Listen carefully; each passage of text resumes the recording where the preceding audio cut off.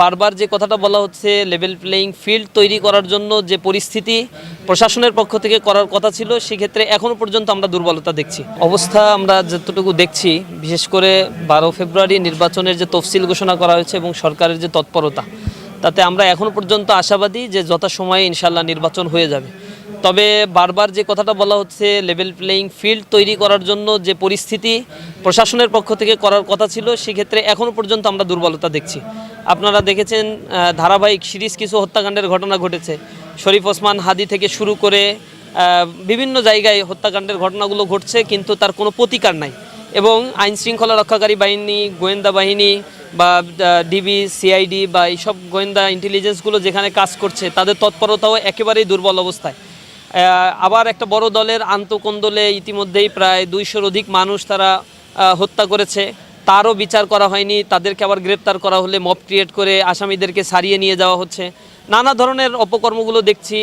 আর জুলাই পরবর্তী আমরা যেভাবে বাংলাদেশকে চিন্তা করেছিলাম, চাঁদাবাজ মুক্ত, টেন্ডারবাজি মুক্ত একটি বাংলাদেশ গঠন করা হবে, কিন্তু কোনো জায়গায় কোনো ধরনের ইমপ্রুভ আমরা লক্ষ্য করছি না। আমরা আশাবাদী ছিলাম, কিন্তু সেই জায়গায় বর্তমান ইন্টারিম গভর্নমেন্টের শক্ত অবস্থান না থাকার কারণে ধীরে ধীরে এই অপকর্মগুলো বেড়ে চলছে। সেক্ষেত্রে আমাদের মধ্যে সংশয় সৃষ্টি হয়েছে, সন্ত্রাসীদেরকে ছেড়ে দেওয়া হচ্ছে এবং অস্ত্রের চোরাচালান এগুলো গ্র্যাজুয়ালি বৃদ্ধি পাচ্ছে।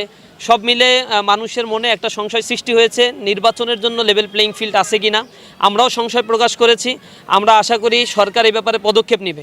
এখানে বড় একটা প্রবলেম হয়েছে যে আইন শৃঙ্খলা রক্ষায় যারা নিয়োজিত রয়েছে, এখানে আওয়ামী ফ্যাসিবাদের দোসররা এখনও স্বপদে বহাল আছে।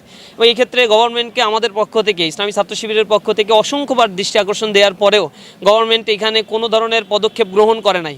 ইভেন অবস্থা আমরা যতটুকু দেখছি, বিশেষ করে 12 ফেব্রুয়ারি নির্বাচনের যে তফসিল ঘোষণা করা হয়েছে এবং সরকারের যে তৎপরতা, তাতে আমরা এখনো পর্যন্ত আশাবাদী যে যথাসময়ে ইনশাল্লাহ নির্বাচন হয়ে যাবে।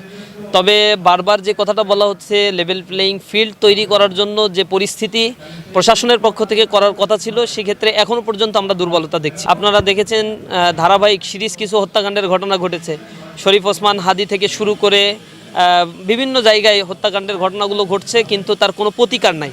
এবং আইন শৃঙ্খলা রক্ষাকারী বাহিনী, গোয়েন্দা বাহিনী বা ডিবি, সিআইডি বা এইসব গোয়েন্দা ইন্টেলিজেন্সগুলো যেখানে কাজ করছে তাদের তৎপরতাও একেবারেই দুর্বল অবস্থায়। আবার একটা বড় দলের আন্তঃকন্দলে ইতিমধ্যেই প্রায় 200-র অধিক মানুষ তারা হত্যা করেছে, তারও বিচার করা হয়নি। তাদেরকে আবার গ্রেপ্তার করা হলে মব ক্রিয়েট করে আসামিদেরকে সারিয়ে নিয়ে যাওয়া হচ্ছে। নানা ধরনের অপকর্মগুলো দেখছি। আর জুলাই পরবর্তী আমরা যেভাবে বাংলাদেশকে চিন্তা করেছিলাম, চাঁদাবাজ মুক্ত, টেন্ডারবাজি মুক্ত একটি বাংলাদেশ গঠন করা হবে, কিন্তু কোনো জায়গায় কোনো ধরনের ইমপ্রুভ আমরা লক্ষ্য করছি না। আমরা আশাবাদী ছিলাম, কিন্তু সেই জায়গায় বর্তমান ইন্টারিম গভর্নমেন্টের শক্ত অবস্থান না থাকার কারণে ধীরে ধীরে এই অপকর্মগুলো বেড়ে চলছে। সেক্ষেত্রে আমাদের মধ্যে সংশয় সৃষ্টি হয়েছে, সন্ত্রাসীদেরকে ছেড়ে দেওয়া হচ্ছে এবং অস্ত্রের চোরাচালান এগুলো গ্র্যাজুয়ালি বৃদ্ধি পাচ্ছে। সব মিলে মানুষের মনে একটা সংশয় সৃষ্টি হয়েছে নির্বাচনের জন্য লেভেল প্লেইং ফিল্ড আছে কিনা। আমরাও সংশয় প্রকাশ করেছি। আমরা আশা করি সরকার এই ব্যাপারে পদক্ষেপ নেবে। এখানে বড় একটা প্রবলেম হয়েছে যে আইন শৃঙ্খলা রক্ষায় যারা নিয়োজিত রয়েছে, এখানে আওয়ামী ফ্যাসিবাদের দোসররা এখনও স্বপদে বহাল আছে। এবং এই ক্ষেত্রে গভর্নমেন্টকে আমাদের পক্ষ থেকে, ইসলামী ছাত্র শিবিরের পক্ষ থেকে অসংখ্যবার দৃষ্টি আকর্ষণ দেওয়ার পরেও গভর্নমেন্ট এখানে কোনো ধরনের পদক্ষেপ গ্রহণ করে নাই।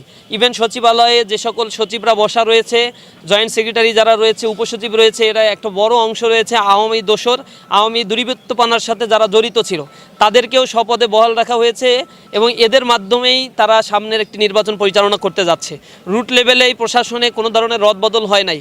সুতরাং আওয়ামী আমলে যারা নিয়োগপ্রাপ্ত হয়েছিল তারাই এখন আবার নির্বাচন করছে। সুতরাং যে ধরনের অরাজকতা সৃষ্টি হচ্ছে, সরকারের কিছুটা ক্ষেত্রে সদিচ্ছা থাকলেও রুট লেভেল প্রশাসন সেই ক্ষেত্রে রেসপন্স করছে না। এজন্য তাদের যেভাবে বদলি করা দরকার ছিল এবং নতুন রিক্রুটমেন্ট প্রশাসনে করার দরকার ছিল, একটি বিপ্লবী সরকার হিসেবে ইন্টারিম গভর্নমেন্ট তা করার দরকার ছিল, সেটা তারা সম্পূর্ণরূপে ব্যর্থ হয়েছে। এটার তো দায়িত্ব সরকারকে নিতেই হবে এবং সামনে জনগণ যাতে নির্ভয়ে ভোট কেন্দ্রে যেতে পারে, ভোট দিতে পারে, এই ব্যাপারে সর্বোচ্চ নিরাপত্তা নিশ্চিত সরকারকে করতে হবে। জামাত ইসলামের পক্ষ থেকে, অন্য অন্য স্টেকদের পক্ষ থেকে বারবার বলা হচ্ছে প্রতিটি ভোট কেন্দ্রে সিসিটিভি ক্যামেরা দিতে হবে। সেখানে আমরা দেখেছি নির্বাচন কমিশনের পদক্ষেপ এখনও পর্যন্ত আশাব্যঞ্জক নয়। আমরা প্রশাসনের ব্যাপারে বলেছিলাম যে প্রশাসন যেন নিউট্রাল ভূমিকা পালন করে, এক পক্ষের দিকে ঝুঁকে না যায়। আমরা সেদিকে দেখতে পাচ্ছি যে এক পক্ষের দিকে ঝুঁকে গিয়ে নির্বাচনকে প্রশ্নবিদ্ধ করার জন্য উঠে পড়ে লাগছে। সব মিলে সরকারের জন্য এটা একটা বড় ধরনের চ্যালেঞ্জ হতে যাচ্ছে এবং নির্বাচন কমিশন তাদের কর্মকাণ্ডের মধ্য দিয়ে সামনে কীরকম একটা নির্বাচন দিতে পারে সেটার মূলত প্রতিফলন হবে। আমরা সরকার থেকে শুরু করে এজেন্সির যারা রয়েছে, বিভিন্ন আইনশৃঙ্খলা রক্ষাকারী বাহিনীতে যারা রয়েছে তাদের কাছে আহ্বান জানাই, তারা যদি পূর্বের ধারাবাহিকতা বজায় রাখে তাহলে এটা তাদের জন্য অনেক বড় ক্ষতির কারণ হবে। কিছুদিন আগেই জুলাই বিপ্লব হয়েছে, যার রক্তের দাগ এখনও শুকায়নি। এই বিপ্লবের উপর দাঁড়িয়ে যদি কেউ আবার প্রতারণা করতে চায়, এর দায়িত্ব সম্পূর্ণ তাদের নিতে হবে। আমরা বলে রাখছি, জনরোষ থেকে কিন্তু তারা মুক্তি পাবে না। তারা যদি জনগণের প্রতি দায়বদ্ধতার জায়গা থেকে সুষ্ঠু নিরপেক্ষ একটি নির্বাচন করতে পারে, জাতি তাদেরকে মনে রাখবে, দেশের জনগণ সেই প্রতীক্ষায় প্রহর গুনছে।